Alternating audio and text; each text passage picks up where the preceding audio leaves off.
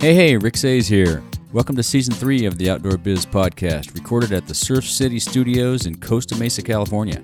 I have another great season of interviews with retailers, brand managers, athletes, executives, and others in the outdoor biz to share their stories, tips, advice, productivity tricks and hacks, and ideas you can use to take your career business to the next level.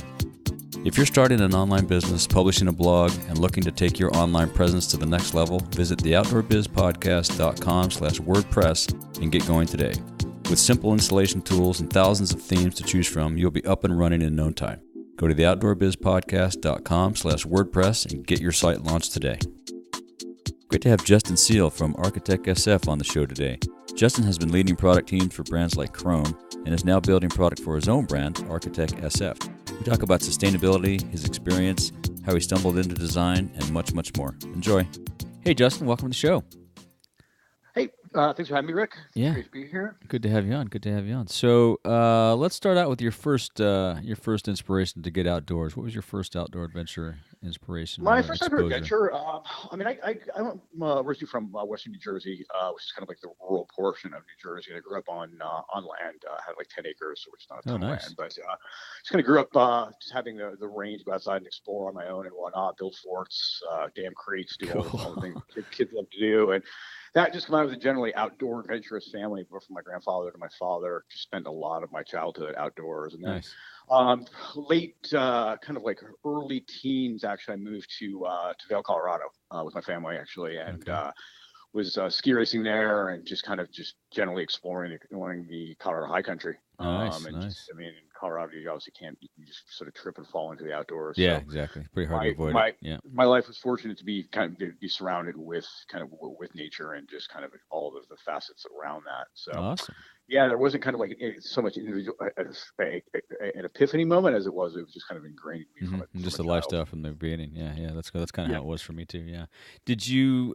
So was your first job an outdoor job, or how did you get into the outdoor space work-wise? Well, I suppose you could say my first, outdoor-oriented job was actually was lifeguarding. Okay. And that was just kind of a byproduct of I wanted to be out in the sun. I wanted to be around cute girls. That's good. That makes sense. Both always seemed to work out well. Yeah. But then I ended up going to college at University of Colorado Boulder. And while I was there, I took a job actually at an outdoor gear store located on the Pearl Street Mall in Boulder, which everyone knows it's kind of the pedestrian mall. Yeah. Which shop? It was called Sequel. It was actually an outdoor brand. Mm-hmm. So back in the day, they had a store there, and ended up kind of moving on and ended up managing the store for a number of years and whatnot. So that was kind of like my first real immersive, okay, this is gear. Let me learn everything about it because I need to sell it and merchandise it and whatnot. And actually, kind of that's where I first found myself drawn towards the design elements of it, of what separates great design from kind of mediocre design, and what separates one brand from another. But then I left Boulder and ended up heading out to Hawaii for about 3 years. Nice. Worked on a diving boat in Maui, and then actually ran an outdoor gear store in Waikiki, of all places. Oh wow! This crazy guy I met. He was basically backdooring excess like overstock outdoor products to Japanese tourists. Oh, right. The purchasing power of the yen was so high at that time that it was one of those things where these guys would just come in by the busload and just buy up every North Face or low fleece they could get their hands on and take it back to Tokyo where it was 5x. So kind of a weird job, but it was an interesting experience in retail and whatnot. And so I suppose you did a bunch of different brands, I'm sure. Yeah, exactly. And then, kind of lastly, I guess, I never had an intention of having a career in the outdoor industry or running stores, like that. It was always just kind of episodal, or it was just something seemingly cooler than the other available option, i.e. work at a restaurant or whatnot. Yeah. So I actually returned to Colorado with the intention of studying computer science, because this was the first .com was going on. And I was like, everyone's getting rich but me. So I started down that path and wasn't particularly good at it, but I still probably could have made a go of it. And along the way, I happened to see a Chrome messenger bag in Denver. This was when they were located in Denver at the time. And I was like, I gotta have one of these. And my gear instincts were just all over the place. And I was like, and nobody would tell me where to purchase one. So I was like, and it was kind of like a trade secret. Only the messengers have them. They were kind of stealth when they first launched. Yeah, it was pretty cool. It was super stealth. It was like the thing to have, right? So the thing to have, but nobody knew how to get it. No one could find it, right? So I tracked this one guy down, and he gave me the address. So I went to their crazy like concrete bunker type warehouse studio and whatnot, and rang the buzzer at the door. And they're like, "What do you want?" I'm like, "I want a bag." And they're like, "Oh, okay, cool. Come inside." So I started talking to them, and I'm like, "God, these guys are kind of crazy, man. They got like a half pipe in here, and it's like this unheated, monstrous warehouse just full of product and bikes and whatnot." And I'm like, "Do you guys just need any help?" And they're like, "Yeah, what can you do?" And I'm like, "Well, I can sell stuff." So that became that. And wow. Next thing I know, I was there for 10 years. Holy cow. That's amazing. Yeah. Interesting. Yeah. And so how did you get into design? Because you designed for Chrome and a couple of great brands with very cool product. I did. That was another kind of thing that I sort of, fell backwards or forwards into, just depending how you look at it is. The first 5 years that I was at Chrome, I was the wholesale. My role morphed into that of being the wholesale director. Mm-hmm. So I managed both set up and maintain all of our kind of U.S. and international wholesale accounts, which was a really cool experience as far as I got to travel a ton and really learn the bike industry and to a lesser extent the outdoor industry. Yeah. But for me, sales was always one of those things where it was like I was selling product, and product was the thing that really drove my inspiration. It wasn't about like just looking at Excel sheets and going, okay, like how many of these things have we moved? Yeah.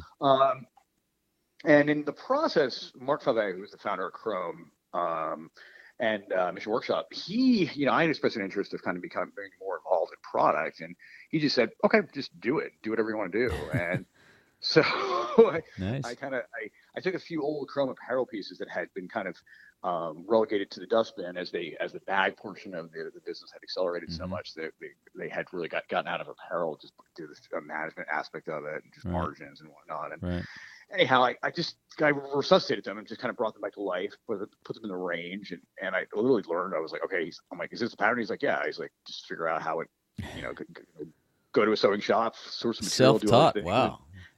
Yeah, so I did the first one and I kind of screwed it up, but they forgave me. And said, okay, go do it again, and and that this process kind of went on for a bit, and we actually noticed that we were actually selling some Chrome apparel, so it was kind of like, oh, this has legs again, and Mark took an interest in it, and I transitioned into what I guess you would call, in a traditional organization you'd call like a product line manager. Yep, so basically my role there is, and as you I'm sure know, and some of the listeners may know, it's product line manager is really a role where you touch all the aspects of the design process. Yep. You manage both design, sourcing, development, even potentially into production, depending on the size. And you have a little bit of the sales motivation and education and stuff too. Yeah, I was a product line manager. Exactly. Yeah, and to me, it's really like again, if you're looking for kind of a segment of it's kind of the ultimate job within the design side of things, because it even brings you back to the product briefing component where you get to help define or even truly define what the product's going to look like and how it's going to actuate. Mm-hmm.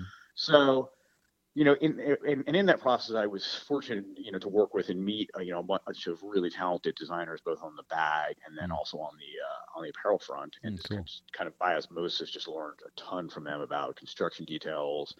And just basically, how to build things. Mm-hmm. But for myself, the primary element of kind of interest, or what I really learned in design and what became kind of my area of expertise and probably still is, was materials and sourcing, which is, I'm fascinated by materials. I'm fascinated by how they operate within design and how they operate kind of for their end use. Mm-hmm.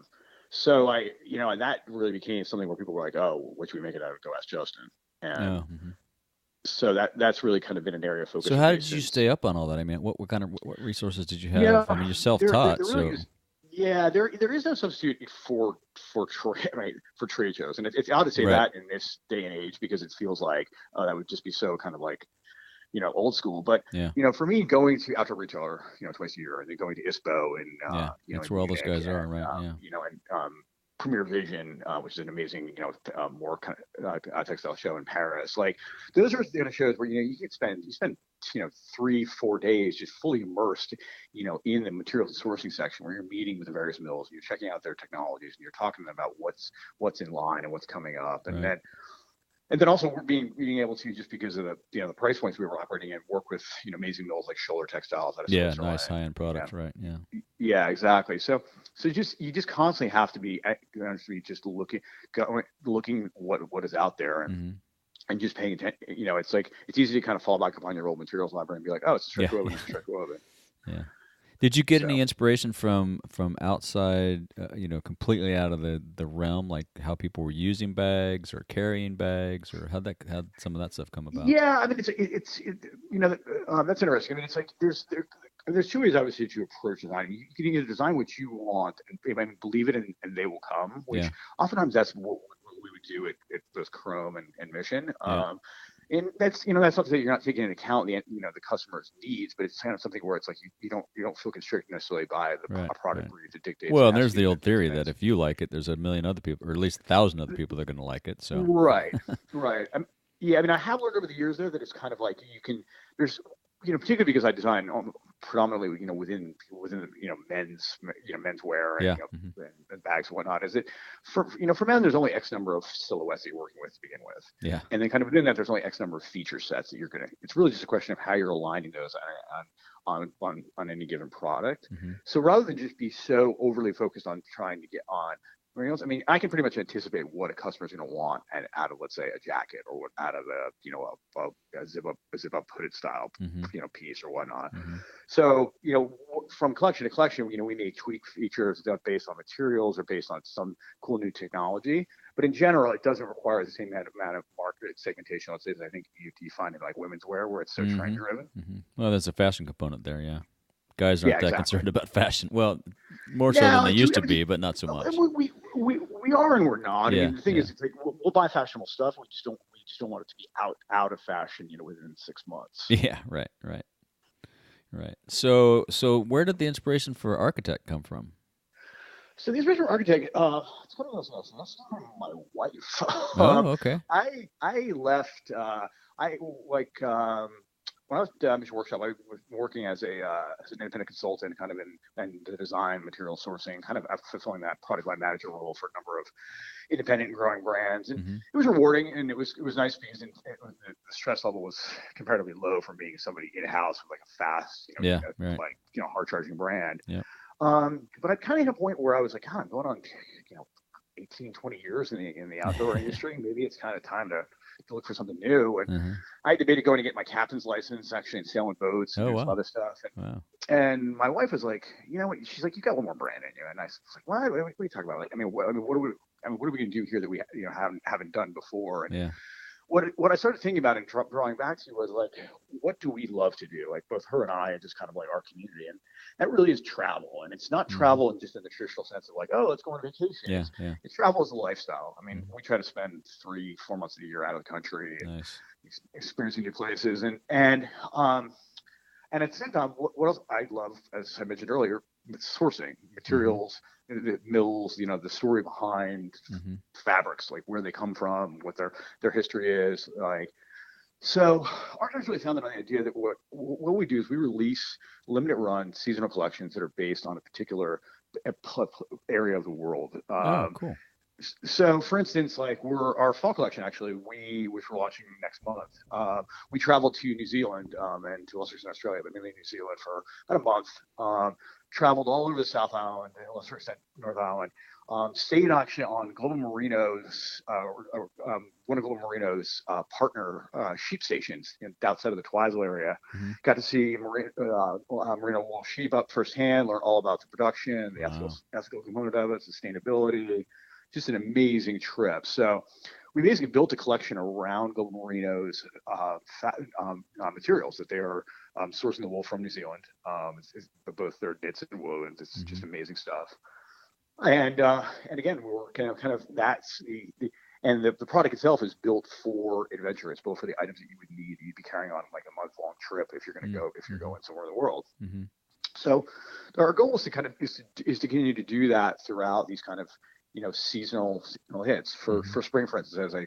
As I may have mentioned to you, we're going to be traveling to Japan and then on to the Philippines. Right. We're looking at Japanese textiles for spring. And they're going to be field testing them on a trip in the Philippines. So rather than kind of do the traditional model where it's like, okay, you're just kind of like, sure, you have seasonality, but it's really like, it's just about kind of like grinding out product, and just the more you sell, the better. We're as focused, if not, I guess the product component is a vital aspect of it, but also just the experience that surrounds it, and getting people to want to get out there and go and see it for themselves. And so so you sent me a copy of the new launch. It looks pretty cool. Did you design and develop that while you were over there in New Zealand, or did you come back after the experience? We designed a portion of that actually prior to New Zealand. Okay. So we actually brought some of those items to New Zealand to test, and then kind of based on what we experienced there, we actually kind of made some design modifications and updates and whatnot. And so that's that's the nice thing about this project, is that we, from a design standpoint, I mean, as I was alluding to earlier, you don't necessarily have to go back and reinvent the wheel every season, right? I mean, right. If you develop a great pant, you develop a great pant. So rather than just be focused on just constantly designing new product, which frankly happens a lot as organizations grow, because you just have a machine that needs to be fed, is it our goal is to really focus on the materials and sourcing side of things, where we're feeding this. We're actually, okay, we can run different silhouettes and different materials throughout different seasons, where it's a completely different product from a customer standpoint, but from a design development standpoint, it doesn't require us to kind of go back and develop new patterns and do all that stuff. Right. So it's a pretty tight collection. So this is, and have many of these styles carried over with just new, like you say, new materials? We're carrying over 4 styles actually from or 3 styles from the Baja collection, basically, which requires kind of some minimal adjustments and whatnot. I mean, they're basically kind of updated into either global merino fabrics, or also to reflect kind of the fall winter weight. So they grow, they grow in weight, and that, again, they can migrate down weight wise or change up materials construction wise for spring. And we will be adding some additional, some other new products for spring as well. But again, trying to keep it within reason, as a kind of a small, tight knit group of people working around here. I don't want to be in a situation where we're trying to say, okay, we're going to develop 15 styles every season. Yeah, thousands of units each. Yeah, right. Yeah, so do you exclusively sell direct? We do. We're currently selling B2C. We may be opening up a handful of brick and mortar shops, like third-party accounts for spring, just kind of due to my people that I've known in the industry that really like the collection, like what we're doing. And I do believe there is still room for kind of that tactile response, and kind of having people come in and be able to feel products. But, it is, and a lot of people, growing and maintaining a wholesale account base that's a challenge. It's a challenge. And in today's world, when you're competing against, B2C brands and the corresponding margins, it's also difficult to offer the retailers margins that make sense for them. You have to balance all that out. Yeah, well, if you go really high end, though, I think you can keep that tight knit group of retailers and keep your price points high, and don't the challenge is I think so many brands make too much, then they get stuck with it and it goes off sale. Yeah, I mean, the commodity goods portion of wholesale is always been a difficult market, and I think it's even more so nowadays, because those guys are even getting chipped out now by B2C type sites. Right. Cool. So what have been some of your biggest challenges getting this thing going? Oh, well, name them. Yeah, it's funny. It's like the initial, with any design project, you always look back and you think to yourself, you're like, how did I end up here from where it is that I started? And when we originally concepted this, or when I originally concepted it in terms of like a product range and kind of the details behind it, we were only looking at like 2, possibly 3 styles. And inevitably with design, things are wont to grow. So I think that we're currently launching 8 styles as part of the Fall Winter New Zealand collection, which, it's not a huge number, but it's certainly more substantial than I anticipated 6 or 8 months ago. Right. So just kind of, the block and tackling portion of any design process, when it moves from design through development and into production and all the nuts and bolts around that, that's certainly a challenge. And that's kind of the things that keep me up at night sometimes where it's like, oh, do we have enough zippers? Is this gonna, where are the labels? Right. Yeah, All that makes it tough. And you make some great quality stuff, so this stuff's gonna last forever, right? I mean, you're not Yeah, making. all our stuff is currently made in the USA with a lifetime warranty. I don't Right. anticipate moving out of the US anytime soon. If we do, we just do some manufacturing in Portugal. That's basically a byproduct of some of the manufacturing capabilities they have over in Portugal. But yeah, I've been fortunate to work around some premium brands and kind of premium product placements. And for me, it's not an ego-driven side of it, like, oh, let's just make expensive stuff. It's the materials that we're using and the trims and everything like that, are going to last a lifetime. But with that said, there are corresponding price points around that. Yeah. Well, less impact on the once you don't throw the jacket away and buy a new one every year. It's going to last you forever, and you can Yeah, hand it exactly. down, and that's great. Yeah, and that's a conversation that we've been having in the industry for as long as I've been in it. The issue of the question of sustainability, and it's like, in a perfect world, you're purchasing sustainable fabric that lasts a lifetime. But oftentimes, when you're purchasing sustainable fabric, you're purchasing fabric that, frankly, just doesn't have the same longevity as, let's say, fabric that uses synthetic nylon or something like that. Yeah, but yeah. if you look at it over the course of the life of the product, if it's something where you're going to have for 50, 20 years, then that one item has far less environmental impact to me than an item that's going to blow up in 2 or 3. Yeah, exactly. Yeah, it's going to end up in the landfill. Yeah, exactly. So the flip side of the challenge is, what are some of the big wins you've had? Oh, God. Well, currently the big win was actually just launching ArchitecSF back in early April. Right. Kind of like a year of work. We went live with our initial Baja collection, which was well received, and I was really proud of the whole our little team, and we shot everything in house, built a website ourselves, did everything. So it's been a kind of, I wouldn't say necessarily a labor of love, but it's definitely been something that we all feel great about. We that's just awesome. pay a bunch of outside consultants to bang this out. Yeah. But outside of that, it's like I was fortunate over at Mission Winter Rentals to work on a number of like really super premium design projects. Yeah. Like the Eiger field jacket, which is a beautiful shoulder textiles, waterproof wool, like M65 inspired jacket, which was probably my first over $1,000 design that I got to launch. Cool. Yeah, and just kind of like, I feel like I've been again, quite fortunate to work on a lot of premium products, and a lot of it's been very well received. So there's always a lot of gratification when I'm cruising around the Bay Area and I see something that dates back from 10 years ago, and I'm like, that's an old post. Right, that's awesome. Yeah, that's awesome. Who were some of your mentors along the way? I think my biggest mentor from a design standpoint was remains Mark Falvey. So he's the guy that founded both Chrome and Mission Workshop. Super talented, design-oriented mind. Both does pattern work himself.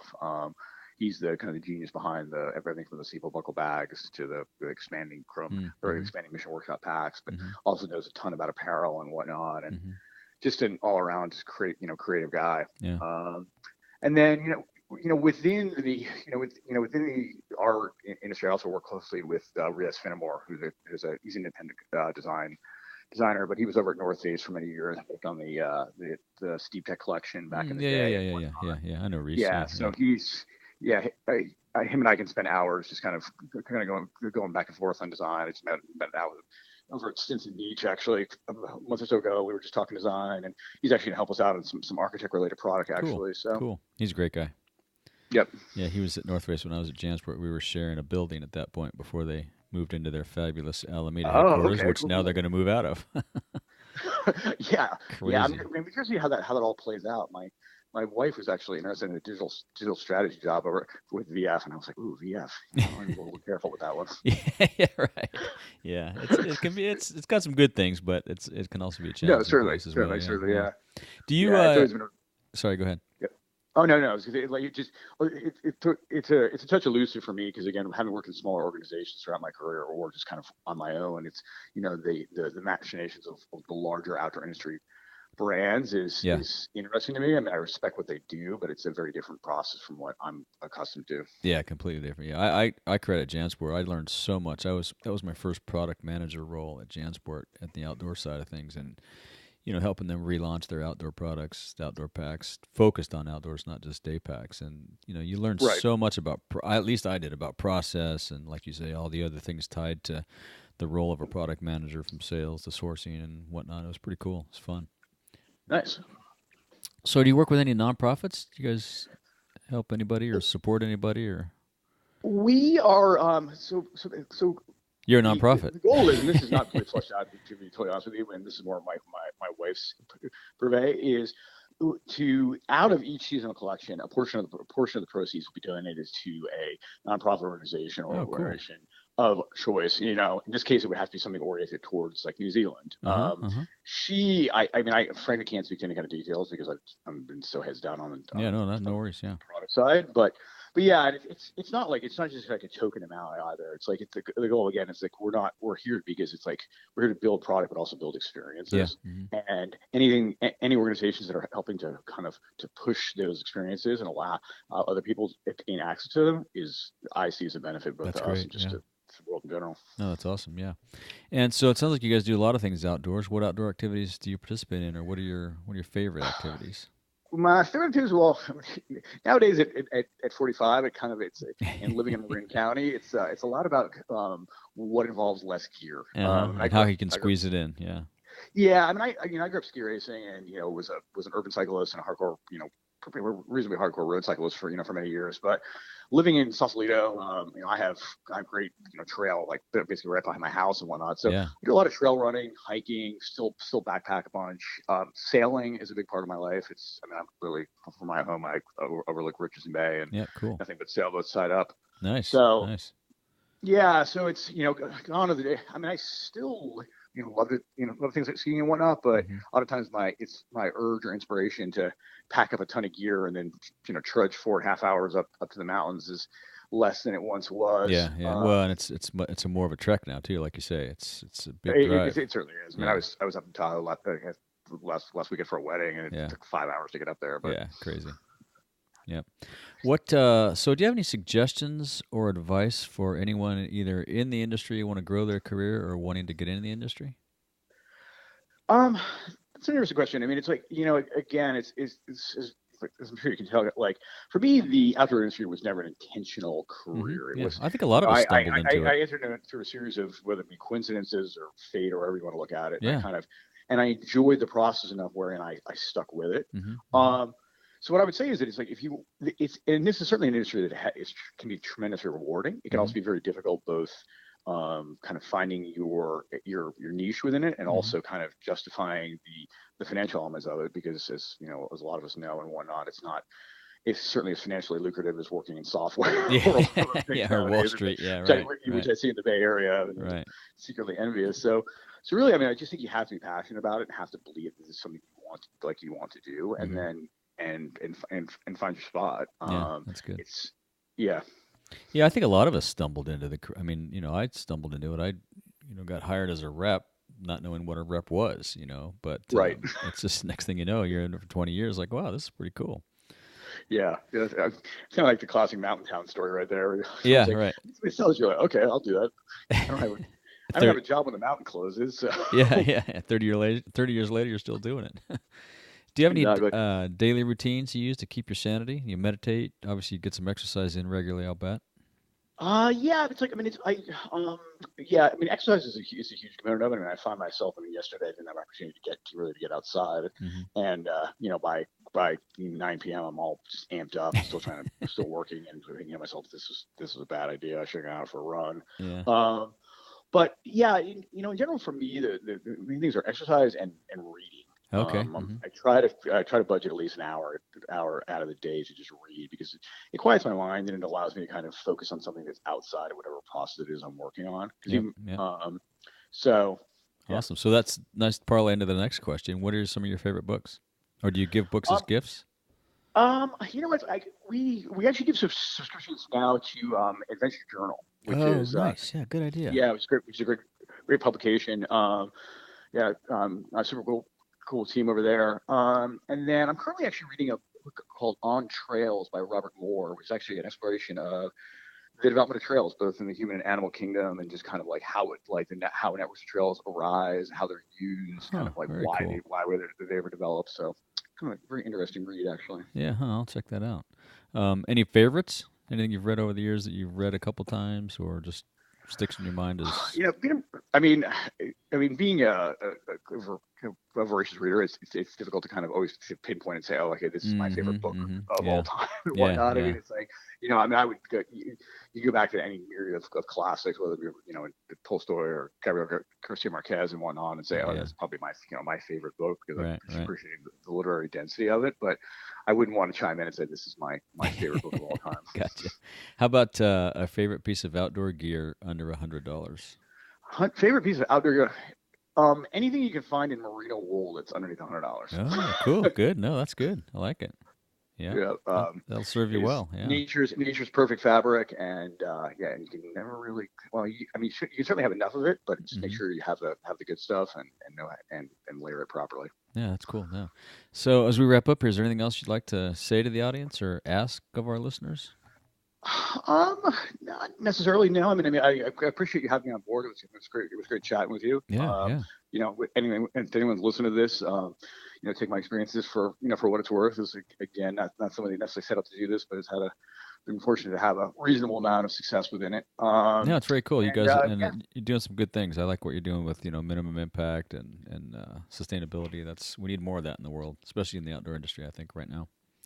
I appreciate that. Yeah. And again, our goal here is to try to do something just a bit different from what's being done out there right now, and kind of and stick with our model. Yeah. Cool. Kind of shameless plug. We will be launching our fall collection next month, September 25th. Cool. Available at our website, ArchitecSF.com. Well, we'll link to that in the show notes. And if people want to reach out to you, how can they reach out to you if they have questions? They can actually just email me directly. In fact, my email is Justin@ArchitecSF.com. Perfect. And I'll send that over to you too. Yeah, we'll put that in the show notes. Yeah, awesome.